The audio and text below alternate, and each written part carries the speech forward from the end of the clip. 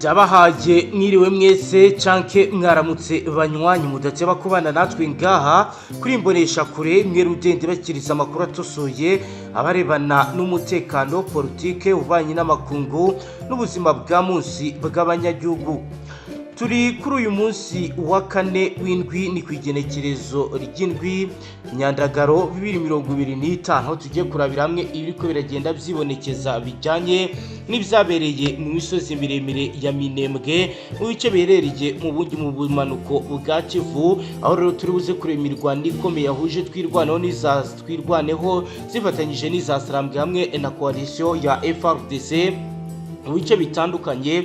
Turaza kwinjira mu birindiro by'ahitwa Marunde, tuje ahitwa Mibunda, tujye na Rugezo tubabwira ibyabereye muri operasiyo ikomeye yabereye ngaha. Turaza kandi kureberamo ibijyanye na tekinoloji detection infrarouge yagaragaye muri ibi bice. Turaza kandi kureberamo unité de reconnaissance et de feu yagaragaye muri ibi bice bijyanye na transmission militaire biriko biragenda byibonekeza ngaha. Turaza kandi kureberamo ibijyanye n'ibikobera mu gace kahitwa Gipopo, ndetse turaza kandi kujya kuraba ibijyanye na Obaz de Mortier, ndetse turaza kujya mu bice bya Rugezi turebe interconnection muri ibi bice. Turaza kureba ibijyanye n'ibyabereye mu bice bya Gisaro ahitwa Kabanjo, aho bitangazwa ko habereye insacrement tactique bituma izasarambwe zibasha kuba zahungira mu bindi bice. Turaza kandi kureberamo ibijyanye n'ibikoresho bikomeye bivugwa ko bizambuye umwanzi birimo mine antiarsenière, radio tactique VFH, ndetse na carte stratégique zagaragaye muri bice nkuko bigaragara muri raporo yajyanwe muri GD yi Burundi Bujumbura. Turaza kandi kureberamo ibijyanye na intervention rapide mobile nkuko bigaragara. Turaza kandi kubabwira ibijyanye n'imyiteguro ikomeye ikomeje kugenda igaragara ku mpande zombi bijyanye no ko benshi bagaragaza ko ibijyanye n'amasezerano bishobora kuba byamaze guterwa imigongo. Turaza kandi kureberamo ibijyanye na cheminée de traverse igaragara muri ibi bice. Turaza kandi no kubabwira ibijyanye n'amakuru akomakomeye akomeje kugenda agaragara dore yigoma kuri indi stade d'Unité, aho bitangazwa ndetse hagaragaye ko hari bikomeje kugenda bibangamira abaturage ndetse bishobora kuba bifitanye isano no kurengera uburenganzira bw'ikiremwa muntu nkuko bigaragara muri raporo zimaze gusohoka. Turaza kandi kureba ibyo izasarambwe zitangaza ku birebana n'ibikorwa biri gutegurwa na leta ya Kinshasa. Turaza kandi kujya mu gisagara cya Bunia tubabwira ibikomeje kugenda bigaragara ndetse n'ubugizi bwa nabi bukomeje kugenda buvugwa ngaha. Turaza kwifashisha amakuru ari gutangazwa ajyanye n'ibikorwa by'ubugizi bwa nabi bikomeje kugenda bifata indi ntera ndetse n'uko umutekano uhagaze. Turaza kujya mu bice bitandukanye kuva Imwenga gukomeza ahitwa Kamituga, ahitwa Karori, ahitwa Namayo, ahitwa Murozi wa Maza, ahitwa Rusinga, ahitwa Kabambare, ahitwa Rurimba, ahitwa Ifizi, ahitwa Ibaraka, Minembwe ndetse na Uvira. Tubabwira amakuru atosoye yari kugenda avugwa arebana n'umutekano. Banywanyi rero niba ari ubwa mbere dukurikiye tufata icyemezo gikomeye ufende sabone wiyongere mu batazongera gucikwa n'amakuru ndetse n'ibiganiro tubategurira ngabyibanda ku makuru akomakomeye arebana n'umutekano politiki ubanye n'amakungu n'ubuzima bwa munsi bw'abanyagihugu. Reka turamvura inkuru yacu duhereye Minembwe mu misozi miremire tubabwire ibiriko biragenda bihabera. Mu makuru dufite nuko mu misozi miremire y'Minembwe mu gace gaherereye mu ntara Kivu y'Amajyepfo mu gihugu cya leta niho rusange ya Kongo hatangijwe operasiyo ikaze cyane yakozwe na FDN bikufatanye na FRDC, ndetse bikaba bikomeje kugenda bigaragara ko iyo operasiyo yatangiye mu rukerera yibasiye ibirindiro bikomeye by'umutwe w'izasarambwe na twirwaneho bizari bishinzwe ku birindiro bikomeye biri ahitwa Murunde, ahitwa Mibunda ndetse na Rugezi nkuko amakuru atugeraho bivuga. Iyo operasiyo ni operasiyo yatangiye ku isi ya saa 11 z'urukerera ahitwa Marunde muri segiteri ya Mibunda. FDN bifatanyije na FRDC babashije rero kuba bakora ibidasanzwe aho ingabo zatoranyijwe zifite ibijyanye n'ikoranabuhanga rigezweho rya gisirikare mu itumanaho ibizwi nka transmission militaire bayoboye ibitero ndetse bikaba byaje gukurikirwa n'abasirikare b'inzobere mu gusaka ibirindiro by'inyeshyamba Unité de Reconnaissance et de Fuere binjiye neza muri bice. Amakuru dufite aravuga ko FDNB yagaragaje ubuhanga bwo gukoresha ibijyanye n'ikoranabuhanga ryo kurwana mu masaha y'ijoro mu buryo budasanzwe, ibyatumye urugamba rurushaho gukomera bitandukanye n'ibyigeze biba mu bihe bitandukanye. Mu gihe abasirikare ba FDNB bari bamaze gufata agace ka Murunde, umutwe w'izasarambwe wagerageje kwisuganyiriza mu gace kahitwa Kipupu aho bashyize ibirindiro bikomeye byabo, ariko FDNB yateye ibisasu by'umuriro mwinshi ibizwi nka obas de mortier ihitana bamwe mu bayobozi b'amatsinda bari bari muri ibi bice. Nk'uko bigaragara hari minitation na niitirize, nk'uko rero bitangazwa bimwe byafashwe. Hari kandi bivugwa ko nyuma y'imirwano yakomeje ikomereza mu Rugezi hari icyicaro cya interconnection hagati y'izasarambwe twirwaneho, aho ingabo za FDNB zaje ziturutse mu bice by'ahitwa Gasiro, ahitwa Kabanjo, aho zakoze ibikorwa byo gufungura inzira z'inyuma ibizwi nka enseignement tactique, bituma izasarambwe n'abayoboke bayo bahura n'ibibazo bikomeye. Nk'uko rero bigaragara, biravuga ko FDNB yabashije gufata ibikoresho bitandukanye ndetse irabyigarurira mu mwanya muto. Biravugwa ko ku bufatanye n'abakomanda kabare w'igisirikare cy'u Burundi izasarambwe zabashije kwamburwa imbunda 3 zo mu bwoko bwa RPG-7, imbunda 12 za Kalashnikov, amabombe 17 bikaba rero byatswe mu buryo budasanzwe. Hari kandi radiation za gisirikare zikoreshwa mu itumanaho, hari imyenda ndetse n'inkweto za gisirikare byafashwe na FDNB. Biravugwa ko kandi hafashwe karite strategique yakoreshwaga na FDNB. Ibikoresho byose byafashwe nyuma y'imirwano yamaze amasaha 6 hagati y'isaha 11:20 z'amanywa kugeza ahagana ku isaha 12 z'umugoroba. Kuri ubu biravuga ko FDNB yakoze ibidasanzwe muri imirwano, rero bivuga ko bafite umwihariko mu bijyanye no gukoresha ba snipers batoranyijwe baturutse mu ishami ry'ubumenyi mu kurasa kure TR/RT. nk'uko rero bitangazwa, hari kandi gucunga ishyamba mu buryo bw'ubwenge ibizwi nka stratégie de progression silencieux. Hari kandi guhuza imiyoboro n'itumanaho rigezweho ibizwi nka centre de coordination opérationnelle. Hari kandi gutabara vuba aho umwanzi atunguranye ibizwi nka intervention rapide mobile, nk'uko amakuru atugeraho abivuga. Uretse ibikoresho byafashwe, FDNB yafashe n'abarwanyi bivugwa ko bakorana n'izasarambwe bagera kuri 6, abagore 2 n'abahungu bagera kuri 4. Bikaba rero bibaye mu buryo butunguranye kuko bitangazwa ko muri bice byari bimaze iminsi bizwi ko FDNB iri ku ntera ndende, ariko bakaba batunguwe n'uburyo bagabye igitero cyinjira muri bice. Umwe mu baturage batuye mu Rugezi yagize ati FDNB iyo ije turabyibonera, barwana nk'ababyigiye, ntabwo bateye umurongo, nta rusaku, nta kuvuza induru, baje bateguye ibintu bidasanzwe, bakoze urugamba mu buryo bucece kandi mu gihe gito. Mu gihe rero uyoboye aka gace yagize ati iyi ni imirwano yatumye twumva ko nanone hari igisirikare gifite imbaraga. Hari hashize amezi 3 nta mutekano uhagije uhari, kuri ubu biragaragara ko hagiye kongera kugaruka ituze. Binyuze mu makuru ari guturuka mu mutwe w'ubutasi renseignement militaire, FDNB yamenye ko izasarambwe zigiye kwimura ibirindiro, bikaba rero bizabahaye amahirwe yo gutera imbere ndetse no kwigarurira ibice mu buryo bworoshye. Biro ni ibisanzwe bikoreshwa mu mirwano ya Balkadsag, aho igisirikare gitera gishingiye ku gutungura, kugenda vuba no gukoresha ingufu mu gihe gitoya. FDNB yakoresheje inzira z'inyeshyamba zigoye mu gucunga no kumenywa, bigatuma rero babasha kwinjira mu bindi bice. Iyi mirwano yo kwigenekerezo rya 6 Myandagaro 2025 yo mu misozi ya Minembwe yerekanye ko FDNB ari igisirikare gifite ubushobozi mu gukora operasiyo ziteguye neza kandi zitunguranye. Bikaba rero kandi bijyanye n'amakuru akomeye amaze iminsi agaragara, ubuhanga bwo guhuza amakuru y'ubutasi, gukoresha ikoranabuhanga, kwihuta no gucunga abakozi. Bikaba ari ibintu byagiye bigaragara mu bice bya cyane byahitwa Marunde, Rugezi n'ahandi hatandukanye. Biteganyijwe ko iyi operasiyo izaba ndetse izakomeza kugenda ikorwa, FDNB bigafasha FARDC kwisubiza ibice byose bambuwe mu bihe bitandukanye. Ariko biravuga ko n'izasarambwe nazo ziticaye, zikomeje gahunda itandukanye.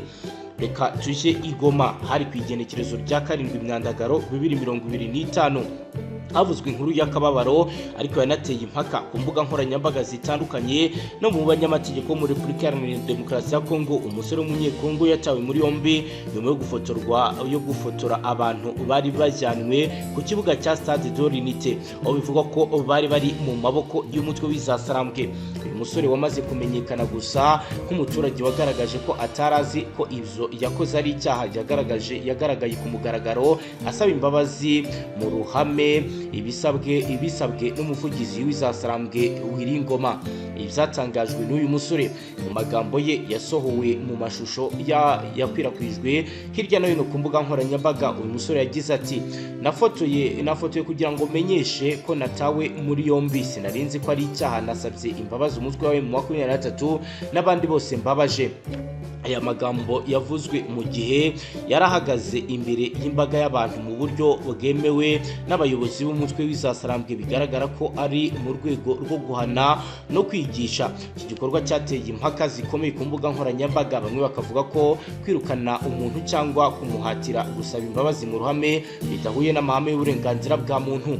Abasasanguzi n'abanyamategeko bagaragaje ko umusore atigeze afotorera ahantu hibanga ry'umutekano wa gisirikare. Icyo yakoze cyari ugushaka gutabaza nk'uko yabitangaje. Nta mategeko asobanutse yerekana ko gufotora umuntu wafashwe n'inyeshyamba bihita bifatwa nk'icyaha.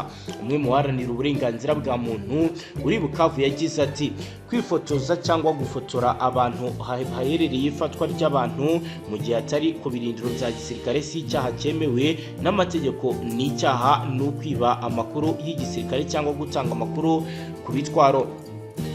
Wiringoma, umuvugizi w'izasarambwe, niwe wasabye ko uyu musore asaba imbabazi mu ruhame. Avuga ko ivyo yakoze byari ugutanga isura mbi y'umutekano n'imikorere y'abasirikare baye mu 23. Yagize ati dukeneye ko abantu bamenya ko hari ibikorwa bimwe na bimwe bidakwiye. Gufata amafoto mu gihe cy'umutekano muke bishobora guteza ibibazo bikomeye. Umuntu ashobora kohereza amafoto y'akababaro bikaba rero bizabonwa nk'umwanzi ko ari ibikorwa bikuri gukorwa bibangamira abari muri ivyo bice. Yongeye kandi ko icyari kigamijwe atari urwanisha uwo musore igihano gikomeye, ahubwo ko ari guhamya gusobanurira abaturage ko hari ibikorwa bitemewe by'umwihariko mu gihe cy'imirwano n'ifatwa ry'abantu bakekwaho ubufatanye n'imyitwarire idasanzwe. Ku mbuga nkoranyambaga nka X na Facebook abantu bagize icyo bavuga kuri iki gikorwa. Bamwe bagaragaje impuhwe n'impungenge ku mutekano w'uyu musore, abandi bavuga ko izasarambwe zikwiye gusobanura amategeko n'amabwiriza ayigenga ku baturage. Umwe mu bakoresha urubuga rwa Facebook yagize ati ibi ni ukwivangura ku baturage. Uyu musore ntiyakagombye gucishwa bugufi ku mugaragaro, ahubwo yarakwiye guhabwa uburenganzira bwo kwisobanura imbere y'ubutabera. Nubwo rero uyu musore yashyizwe ku mugaragaro agasaba imbabazi, abasesenguzi baravuga ko iki gikorwa cyaba kigamije kwerekana ko izasarambwe zishaka gushyiraho amategeko yigenga, bikaba rero ari ibintu bavuga ko bidakwiye. Nubwo uyu musore yagaragaye asaba imbabazi, ikibazo kiracyahari. Ese abaturage bagomba gutinya gutabaza? Ese izasarambwe zifite uburenganzira bwo gusaba abantu gusaba imbabazi ku mugaragaro? Ibi ni ibibazo bigomba gusubizwa n'abahagarariye n'abaharanira uburenganzira bw'abaturage muri Leta Iharanira Intwaro Rusange ya Kongo. Bironi bijyanye n'amakuru akomeye arebana n'ubuzima bwa munsi bw'abanyagihugu. Reka dukomeze amakuru yacu tubabwire ko ku wa 4 ku igenekerezo rya 31 Mukaka 2025 umujyi wa Bunia wongeye kuba ugaragaramo ibikorwa bidasanzwe by'ubwicanyi ndetse byibasira abaturage ku mugaragaro nk'uko rero bigaragara mu mujyi rwagati. Ibikaba rero bivugwa ko bikomeje kugenda biba bibi cyane ndetse bibangamiye bikomeye ibijyanye n'imibereho y'abaturage mu buzima bwabo bwa buri munsi. Nk'uko rero bigaragara kandi byagiye bivugwa, ubuzima bw'abaturage bukomeje kugenda bujya mu kaga nk'uko rero bamwe babitangaza. Kugeza ubu rero Bisimwa yatanze umucyo ku bimaze iminsi bigaragara. Perezida w'umutwe mu 23 Bertrand Bisimwa yamaganye ibirego by'ihuriro bihuriweho by'umuryango w'abibumbye bishinzwe uburenganzira bwa muntu biherutse gushinja uyu mutwe kwica abasivili 169 muri Rucuru nk'uko biherutse gutangazwa n'ibiro ntaramakuru Reuters. Avuga ko ibi ari ibirego bishingiye ku makuru yatanzwe n'umu FDLR uzwi witwa Mulumba unenga umuryango w'abibumbye, atangaza ko ibintu bavuze atari ukuri. Mu mpera z'ukwezi gushize ku itariki ya 31 Myandagaro Mukakaro nibwo Reuters yasohoye inkuru ivuga ko iki gitero cy'inyeshyamba kibasiye abahinzi n'abandi baturage bo mu burasirazuba bwa Kongo cyahitanye abantu 169 mu ntangiriro z'uku kwezi kwa Myandagaro ngo nk'uko umuryango w'abibumbye wabitangarije Reuters. Umuyobozi wa M23 Bertrand Bisimwa yatangarije Reuters ko bazakora iperereza, ariko yongereho ko ayo makuru ashobora kuba ari ubukangurambaga bugamije kuba bwabasiga icyasha. Mu kiganiro yagiranye na Voice of Congo ku wa kabiri ushize, umunyamakuru yamubajije icyo avuga ku birego by'ubwicanyi byibasiye abasivili 169 muri Rucuru. Avuga ko ibyo bimeze nk'ibyo bimaze kuba bizaba ikibazo gikomeye. Ati uzi ibyo bakoze ikishishe, bahimbye inkuru bashingiye ku byo bise ubuhamya, barangije batangaza inkuru. Ni kimwe urebye, kandi inkuru ntiyigeze ibaho mu by'ukuri, kubera ko twabasigiye kishishe igihe runaka, bananirwa kwerekana aho twashyinguye abapfuye, bananiwe gutangaza izina rimwe cyangwa bagaragaza umwirondoro wa buri umwe wishwe mu bantu bavugaga. Yakomeje avuga ko ari ubwo buryo bakoresha bahimba inkuru, bavuga ko bikomeje kugenda biba mu buryo butari bwo. Ati kuri iyi nshuro baravuga iki? Baravuga ngo twakiriye amakuru y'amasoko runaka, ni ukuvuga amakuru batagenzuye ubwabo. Izo nizo ntege nke z'ibyo biro bihuriweho by'uburenganzira bwa muntu bwa Loni. Aravuga ngo twakiriye amakuru yavuye ku muntu wigenga. Ubusanzwe iyo wakiriye amakuru nk'ayo ukora iki? Urayagenzura, ukora iperereza aho byabereye. Turi kumwe n'umuryango w'abibumbye hano, MONUSCO irahari, ibiro bihuriweho by'umuryango w'abibumbye UN Joint Human Rights Office biri Kinshasa. Kuki badashobora gushyiraho komisiyo y'iperereza ryo kujya kugenzura mbere yo gutangaza ayo makuru? Bakanatinyuka bakavuga ko ari amakuru bakesha abantu runaka. Twe tuvuga ko ari propaganda, nta kindi. Komeje avuga ko ukuri ari uko ibyo bintu nta byabaye ubwabo, aho bohereje itsinda ryo kujya kubigenzura, ariko bikaba ari ikintu gikomeye cyane. Ati inkuru bundi ivuga iki? Inkuru ivuga ko witwa Mulumba, umuvugizi wa FDLR uzwi mu karere, wagiye usohora inyandiko za propagande ibiro bihuriweho by'umuryango w'abibumbye Kinshasa bizafashe bishaka kubigira inkuru, ariko mu by'ukuri bisiga icyasha umuryango w'abibumbye.